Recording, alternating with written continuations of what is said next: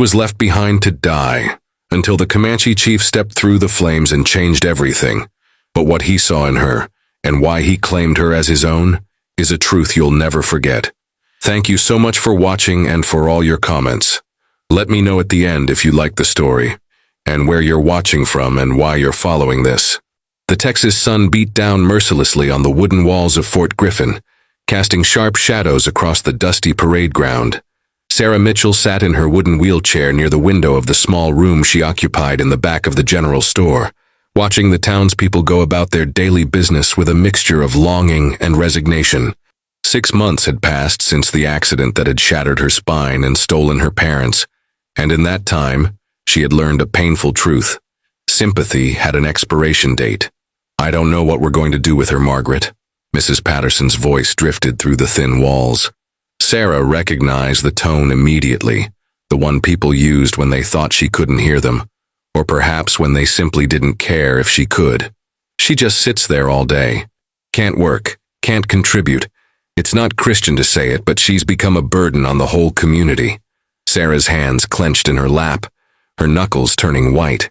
She had heard variations of this conversation dozens of times since the accident. At first, people had been kind, bringing food and offering hollow words of comfort.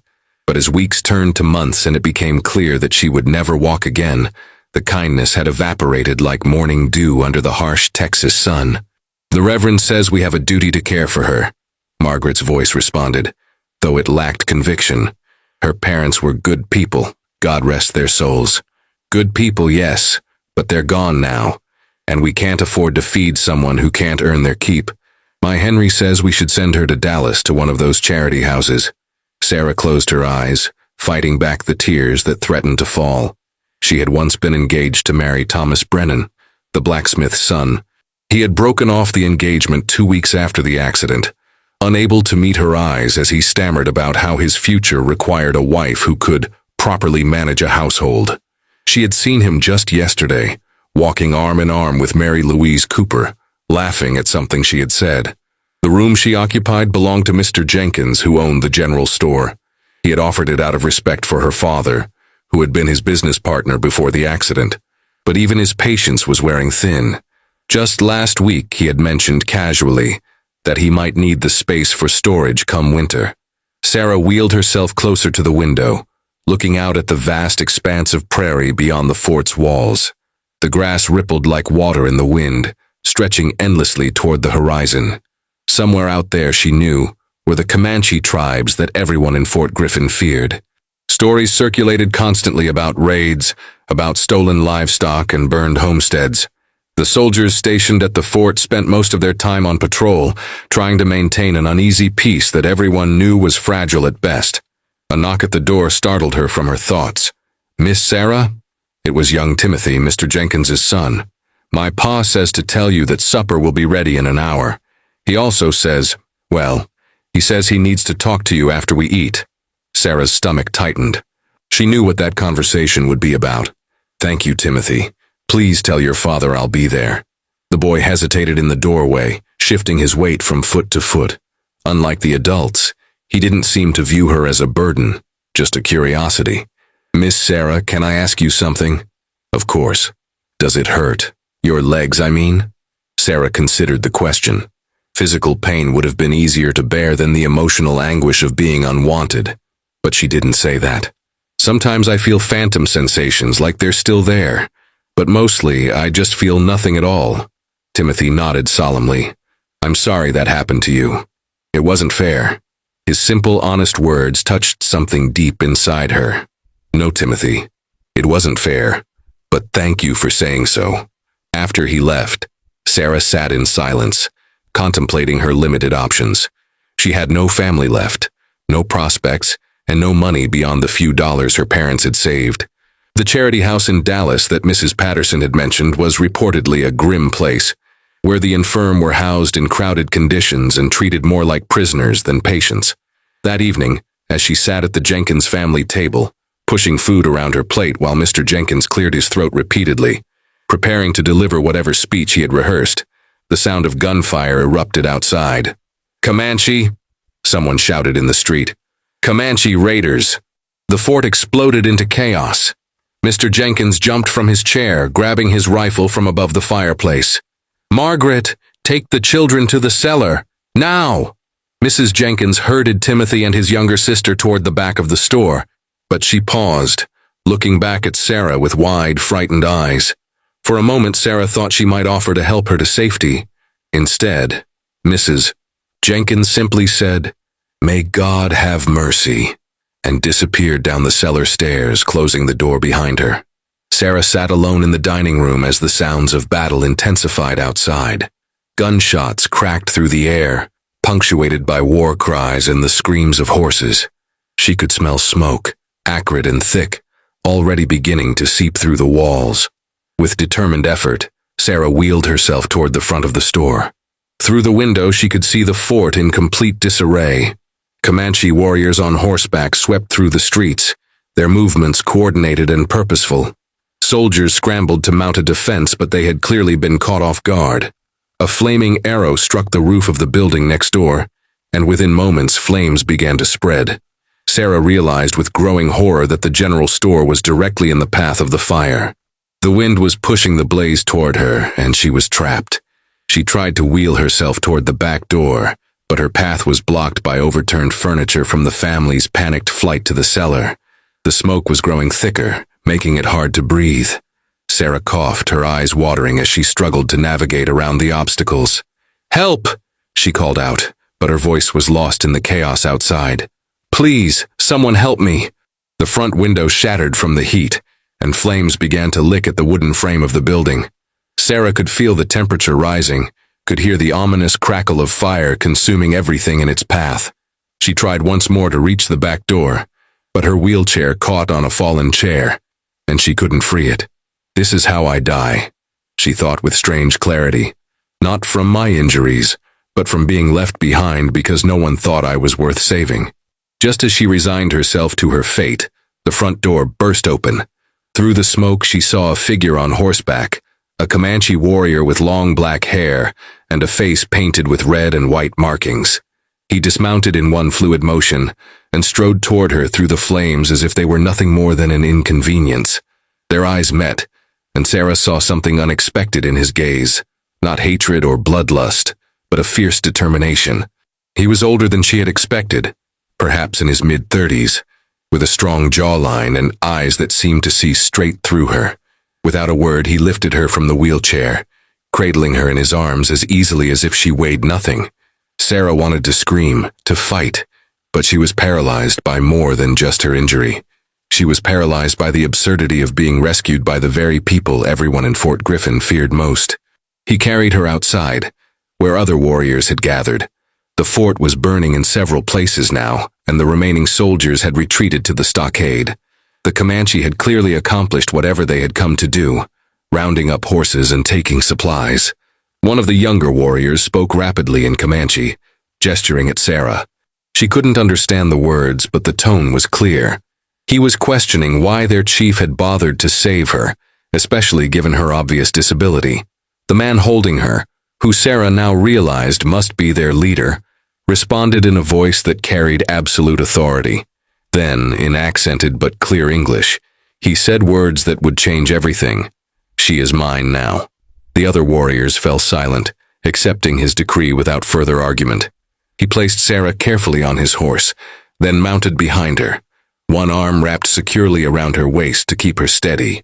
As they rode away from the burning fort, Sarah looked back to see people emerging from their hiding places, watching the Comanche retreat. None of them called out for her. None of them seemed to notice or care that she was being taken. The ride across the prairie was surreal. Sarah had never been on a horse before her accident, and certainly never imagined her first experience would be like this. The warrior held her securely, adjusting his grip whenever the terrain became rough to ensure she wouldn't fall.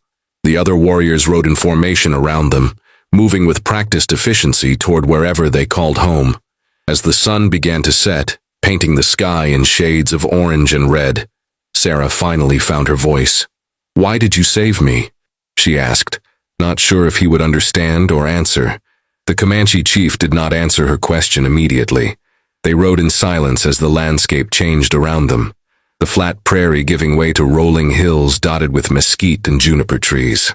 Sarah's body ached from the unfamiliar position, but she forced herself to stay alert, to observe everything she could about her captors and their destination. As darkness fell, the group finally stopped at a camp nestled in a valley beside a clear running creek. Several teepees were arranged in a circle, and Sarah could see women and children moving about, tending fires and preparing food. The arrival of the warriors was greeted with ululating cries and animated conversations in Comanche. The chief dismounted first, then carefully lifted Sarah down, carrying her toward the largest teepee. Inside, he placed her gently on a pile of buffalo robes and blankets that had been arranged as a bed. The interior was surprisingly spacious and well organized, with various items hanging from the poles, weapons, clothing, and dried herbs bundled together. "You will stay here," he said, his English measured and deliberate. "You are safe." "Safe?" Sarah's voice cracked with emotion and exhaustion. "I've been taken captive by Comanche warriors. How am I safe?" He studied her for a long moment, his dark eyes unreadable. "In your fort you were left to burn. Here you will be protected." He gestured to her legs. "You cannot walk?" "No," Sarah said quietly. "Not since the accident." He nodded, as if confirming something he had already suspected. "I am called Running Wolf. I am chief of this band. What are you called?" "Sarah. Sarah Mitchell." "Sarah," he repeated, the name sounding strange but not unpleasant in his accent. "You will rest now. Tomorrow we talk more." Before she could ask any of the hundreds of questions swirling in her mind, he left the teepee, leaving her alone with her confusion and fear. Sarah lay back on the buffalo robes, which were surprisingly soft and warm. Through the gap in the teepee's entrance, she could see the central fire and hear the voices of the tribe members talking and laughing. Sleep came fitfully, interrupted by strange sounds and the weight of her new reality. When dawn broke, Sarah woke to find a young Comanche woman entering the teepee with a wooden bowl of something that smelled like cornmeal porridge. The woman appeared to be in her early 20s, with kind eyes and a gentle demeanor.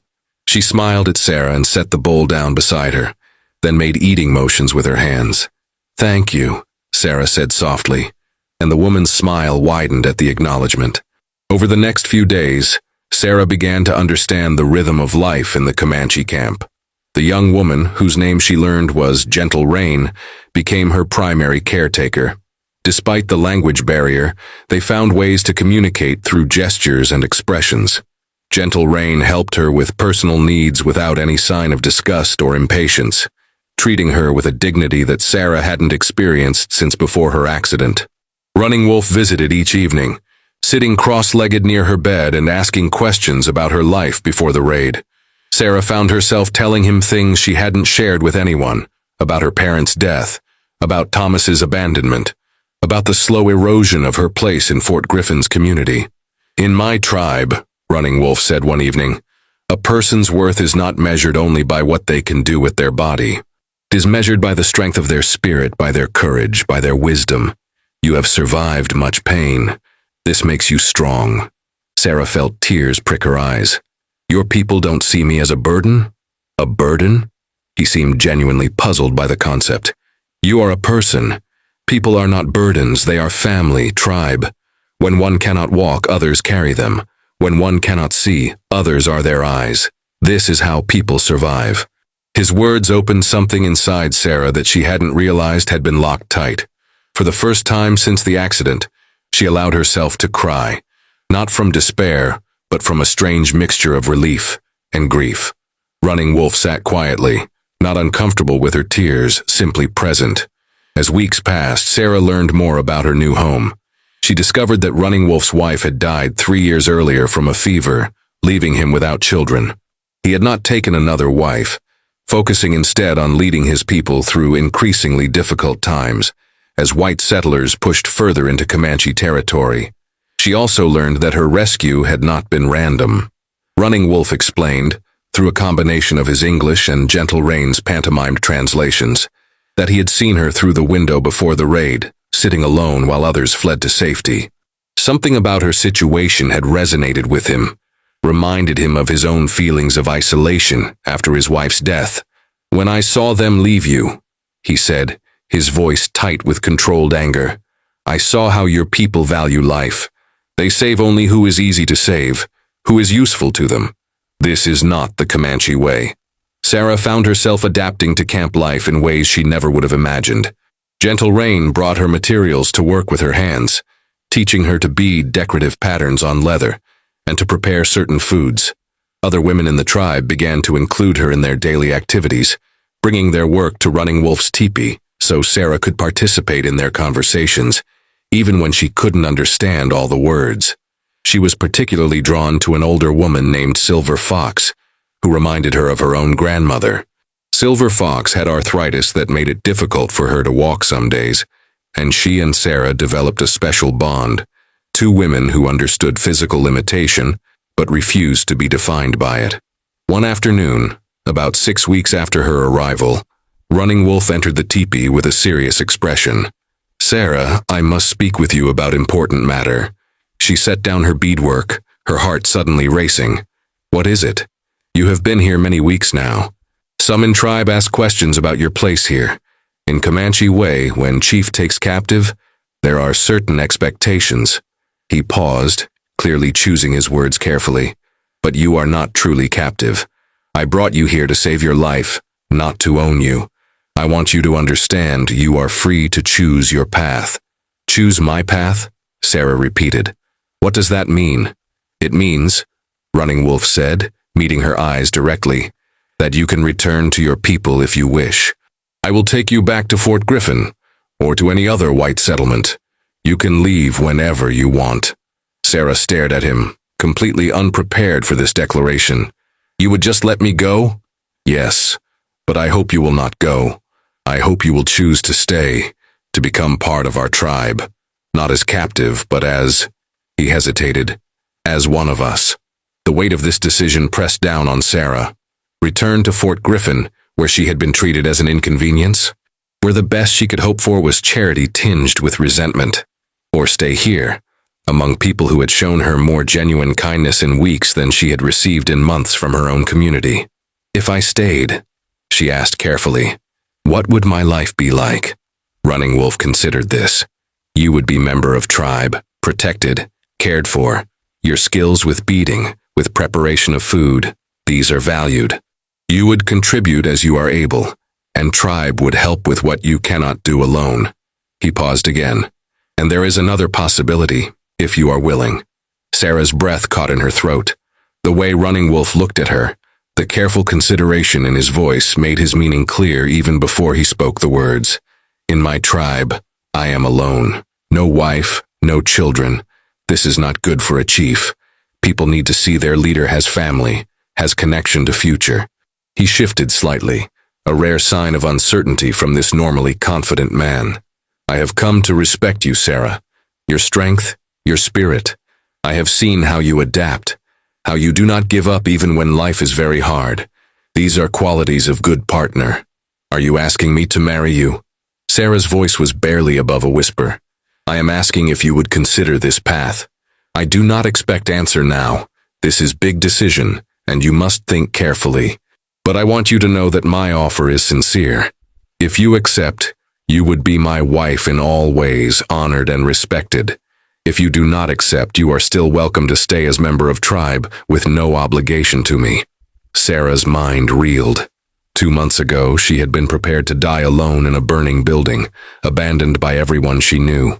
Now a Comanche chief was proposing to make her his wife, offering her not just survival, but a place of honor in his community.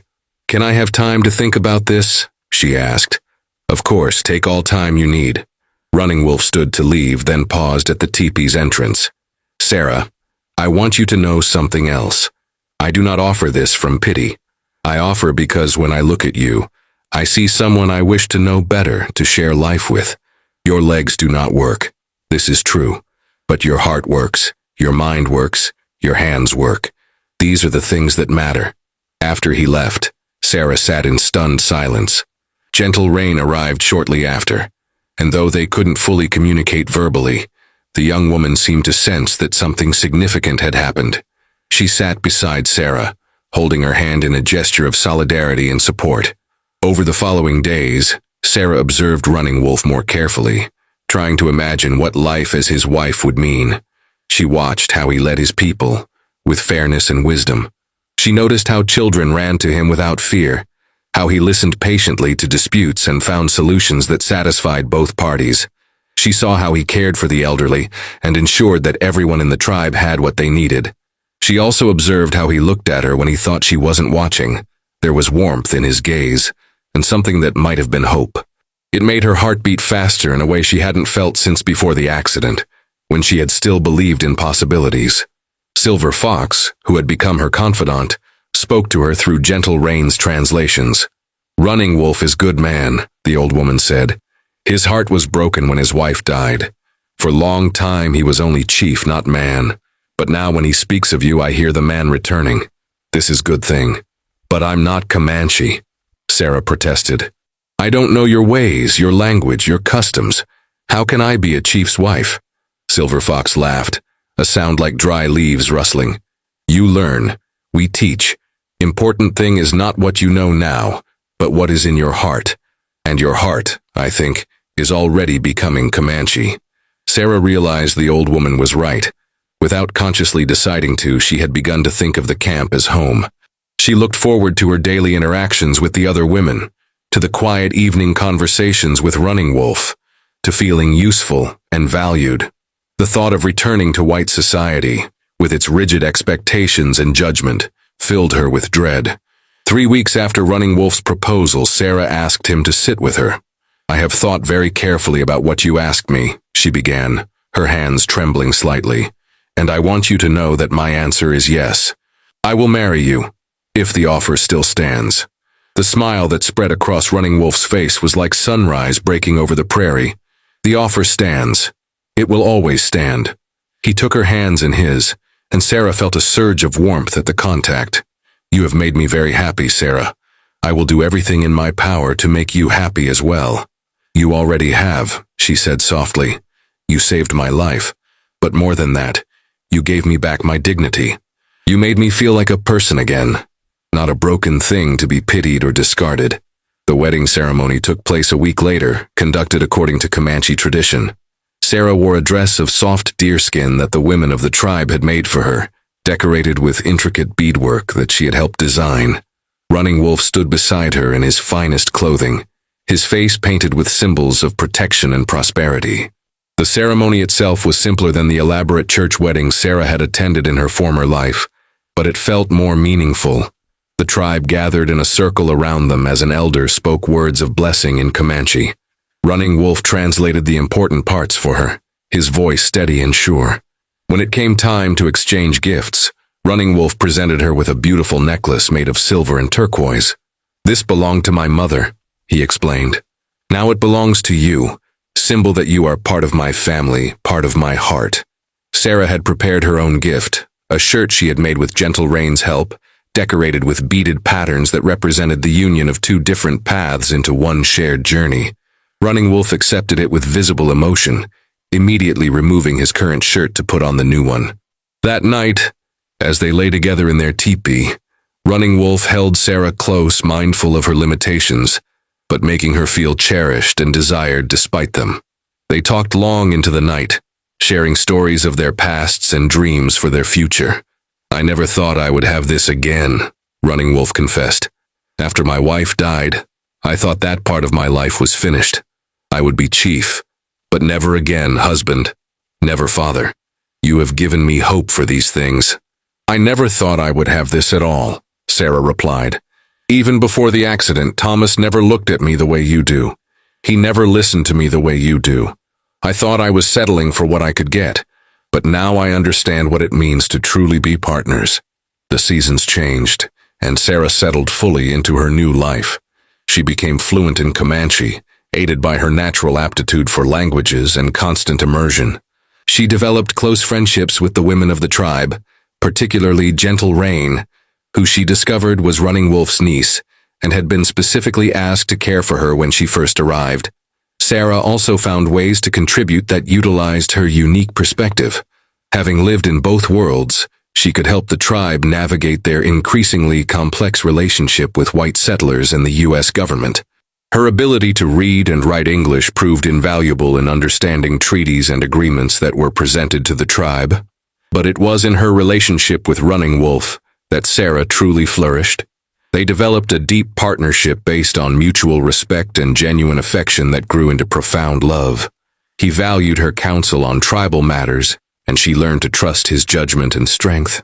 One evening, about 8 months after their marriage, as they sat together watching the sunset paint the sky in brilliant colors, Running Wolf placed his hand gently on Sarah's stomach. Sarah looked down at Running Wolf's hand resting on her stomach, then up at his face, seeing the question in his eyes. She had suspected for a few weeks now, but had wanted to be certain before saying anything. The tribe's medicine woman, Soaring Eagle, had confirmed it just that morning. "Yes," Sarah said softly, covering his hand with her own. "I'm with child." Running Wolf's expression transformed into one of pure joy mixed with concern. "This is wonderful news. But is it safe? With your condition, will you be well? Will the baby be well?" Sarah had asked Soaring Eagle the same questions. The medicine woman had been cautiously optimistic, explaining that while Sarah's paralysis might make the pregnancy more complicated, there was no reason to believe she couldn't carry and deliver a healthy child. The paralysis affected her legs and lower body, but her internal organs functioned normally. "Soaring Eagle says I will need extra care and attention, but she believes all will be well," Sarah assured him. "She has delivered many babies and helped women through difficult pregnancies. I trust her." Over the following months, the entire tribe rallied around Sarah's pregnancy. The women brought her special foods believed to strengthen both mother and child. Silver Fox shared traditional knowledge about pregnancy and childbirth, stories that had been passed down through generations. Gentle Rain barely left her side, attending to her needs with devoted care. Running Wolf became even more protective, insisting on carrying her everywhere, despite her protests that she was perfectly capable of using her arms to move about the camp. "You carry our child," he would say. "It is my honor to carry you both." As Sarah's belly grew, so did her connection to the life growing inside her. She would sit for hours with her hands on her stomach, feeling the baby move and kick.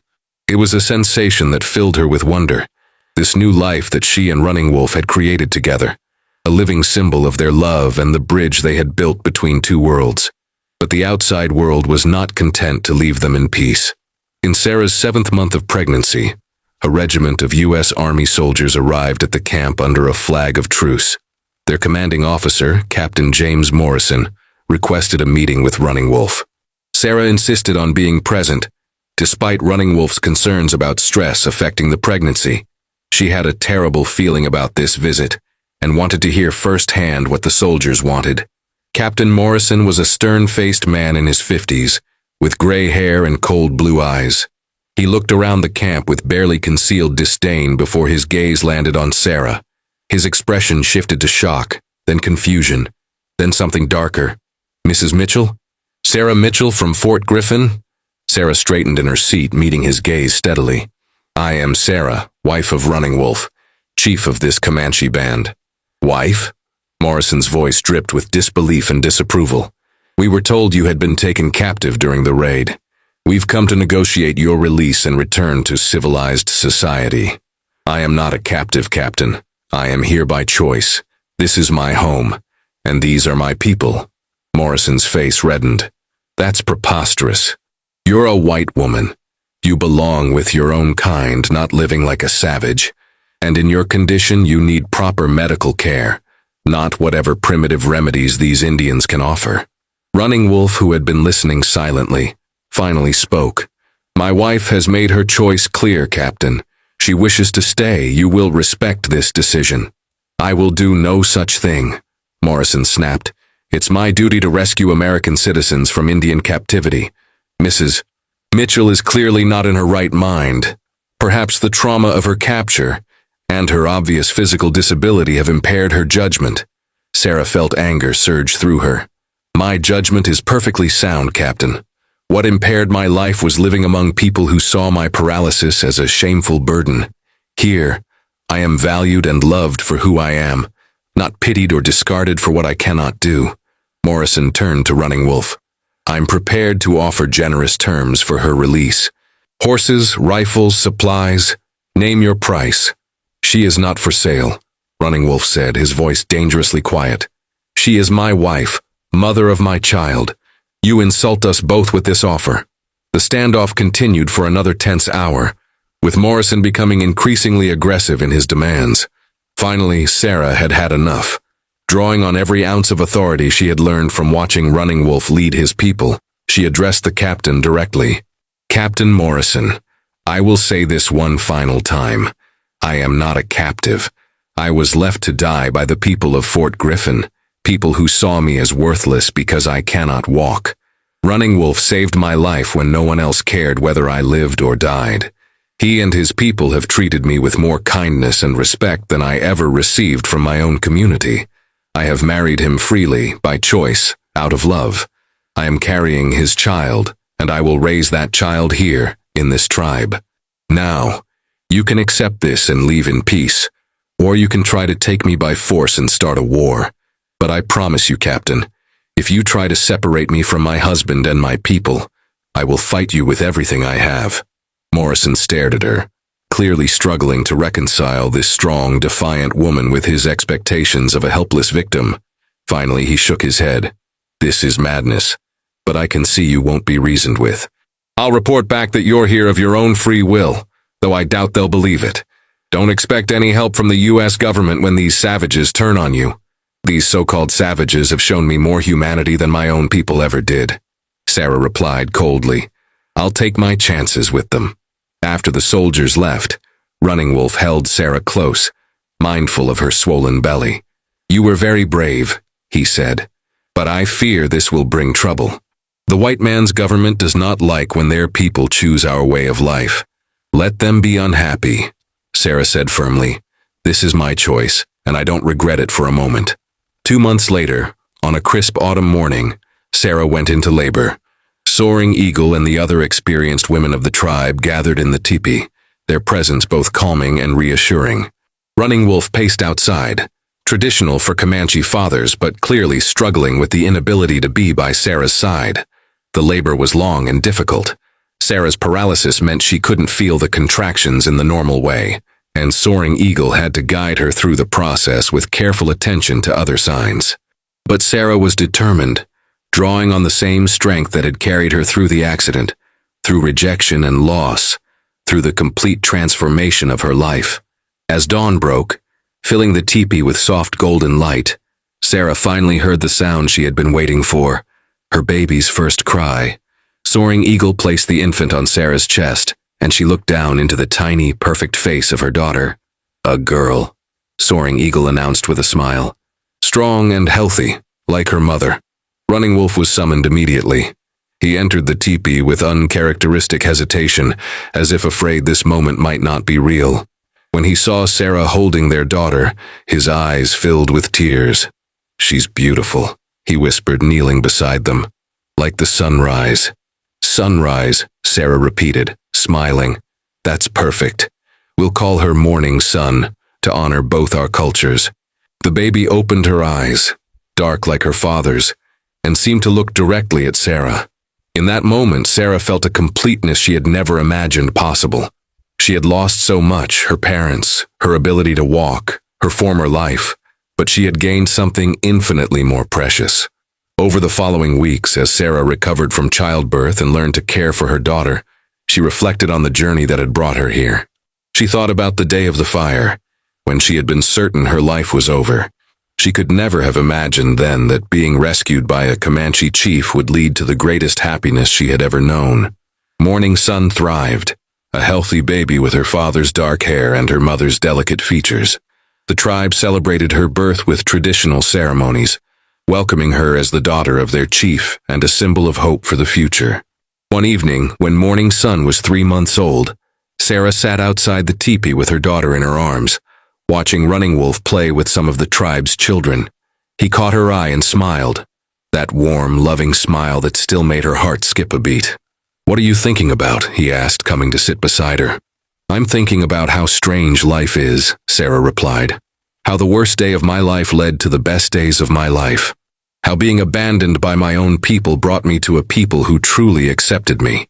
How losing the ability to walk taught me to see what really matters. Running Wolf took her hand, intertwining his fingers with hers. In Comanche belief, sometimes we must lose our old path to find our true path. Your true path led you here, to me, to our daughter, to our people. I used to think being paralyzed was the end of my story, Sarah said softly. But it was really just the beginning of a different story, a better story. As the sun set over the prairie, painting the sky in shades of orange and purple, Sarah looked out at the land that had become her home. She thought about the woman she had been, sitting in that room in Fort Griffin, believing herself to be a burden with no future. That woman would never have believed that she could be here now, happy and loved, a wife and mother, valued member of a strong community. Morning sun stirred in her arms, making the small sounds that meant she would soon be hungry. Sarah adjusted the baby in her lap, marveling again at this tiny miracle. "Do you ever regret it?" Running Wolf asked quietly. "Leaving your old life behind?" Sarah didn't have to think about her answer. "Never, not for a single moment. That life left me behind first. You gave me a new life, one where I'm not defined by what I can't do, but celebrated for what I can. You gave me love, family, purpose, and a future I never dreamed possible. How could I regret that? I am the one who should be grateful," Running Wolf said, his voice thick with emotion. "You brought light back into my life when I thought I would walk in shadow forever. You gave me love again, and gave our people hope. You are stronger than any warrior I have ever known." As stars began to appear in the darkening sky, the tribe gathered around the central fire for the evening meal. Sarah and Running Wolf joined them, Morning sun sleeping peacefully in her mother's arms.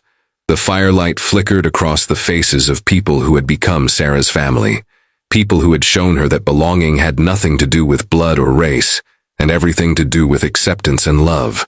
Gentle Rain sat beside Sarah, admiring the baby as she always did. Silver Fox told stories that made everyone laugh. The children played and the adults talked, and Sarah felt a profound sense of peace settle over her. She had been right when she told Captain Morrison that she would take her chances with the Comanche. They had proven to be the best chance she had ever taken. In a world that had tried to convince her she was broken and worthless, they had shown her the truth. That worth comes from the spirit, not the body, and that love can bridge any divide. Running Wolf leaned close to whisper in her ear, "Look at our daughter, Sarah. She will grow up knowing both worlds, the best of both peoples. She will be strong like you, wise like the grandmothers, brave like the warriors. She will help build understanding between our peoples." Sarah looked down at Morning Sun's peaceful face and felt hope bloom in her chest. Her daughter would never know what it felt like to be rejected or abandoned. She would grow up surrounded by love, taught that all people have value regardless of their differences. "Yes," Sarah agreed, kissing her daughter's forehead gently. "She will be a bridge just like our love is a bridge, and maybe, someday, there will be more bridges, more understanding, more acceptance." The fire crackled and sparked, sending embers floating up toward the stars. Sarah leaned against Running Wolf's shoulder, feeling his arm wrap protectively around her and their daughter. This was her life now, so different from anything she could have imagined, and yet more fulfilling than anything she had dared to dream. No one had wanted the paralyzed white woman, until the Comanche chief said she was his, and in doing so, gave her back to herself.